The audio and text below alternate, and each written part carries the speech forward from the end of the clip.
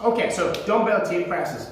These are probably the most underrated tricep exercises out there. Not many people have heard of them or know what they are, but they're absolutely brilliant, okay? Now, it is important how you do these, much more so than it is on certain exercises, like a bench press or something like that. How you do these will make or break the exercise. If you do these with the wrong technique, or too heavy of a weight, or too fast of a tempo, you'll get nothing out of them, no benefit.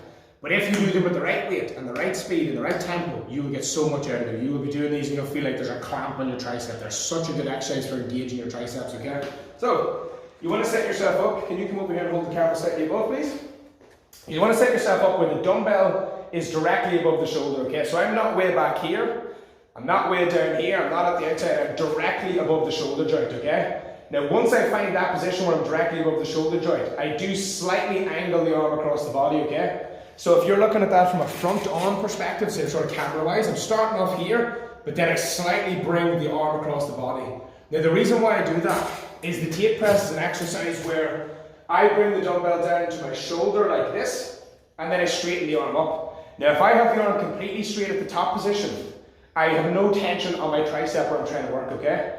If I bring the dumbbell right down like this, and then I straighten it up like that, if my arm is pointing directly at the roof, there's no tension, okay? The weight is sitting on the bones of my arm. But if I angle the arm slightly across the body, then I go down and do the exercise, and then I straighten up. Now there's still tension there in the tricep because the arm is actually wanting to fall this way, and the tricep's pushing it that way, okay? So that's why you angle it slightly across.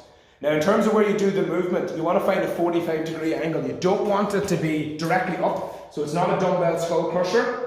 It's not straight across the body like that. It's approximately 45 degrees. It's like a diagonal like this. So I'm starting off with the dumbbell here, bringing it across my own head like that, and then straightening it back out like this here. So, like that there, diagonally pointing across my own shoulder.